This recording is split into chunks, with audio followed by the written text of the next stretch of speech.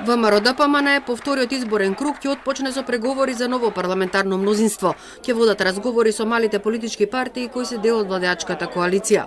Лидерот на партијата Христијан Мицковски вели дека успехот од изборните резултати отвора врата за промена на власта, а ова е голем чекор до финална победа. 120 пратеника има македонскиот парламент. За ново парламентарно мнозинство се потребни 61. 61 од 120 е можно многу брзо денеска да се формираат.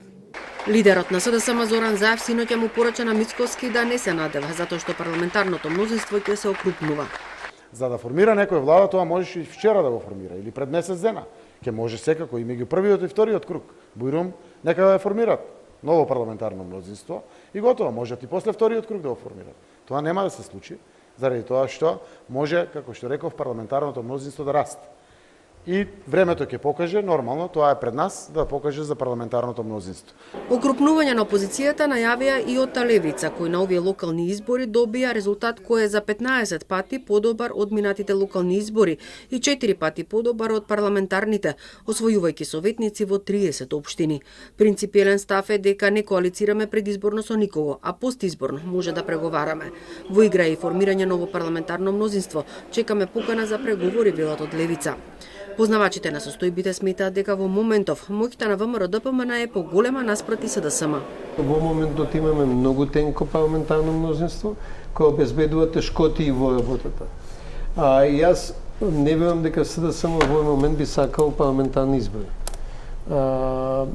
Осем ако не е во состојба да ги задржи дуи беса, а заради тоа ќе биде тешко да ги задржи и дуи беса. Значи некако мислам дека ќе оди проблематично. Во ситуација како ова, во нормална држава, доколку бројките кои што јас ги располагам утре излезат точни, не треба да стане дискусија за ништо друго, освен оставка од премиерот на владата на Република Македонија, за да ги избегнеме сите такви политички неубави игри во смисла сега кој пратеник кај ќе одиде со кого ќе одиде, втор круг и така натаму. Значи, јас зборам од аспект на дајте да не ја повториме грешката што ја имавме при претходното транзитирање на власта.